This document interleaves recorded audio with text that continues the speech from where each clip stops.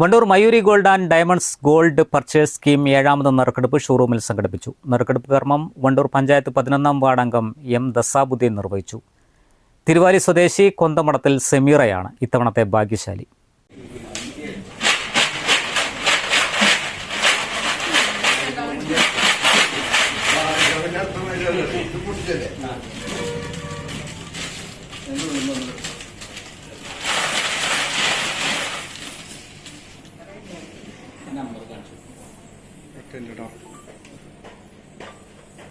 നറുക്കെടുപ്പിൽ 1605 എന്ന നമ്പറാണ് തിരഞ്ഞെടുക്കപ്പെട്ടത്.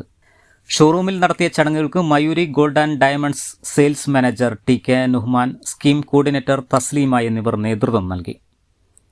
Business desk, W vision news.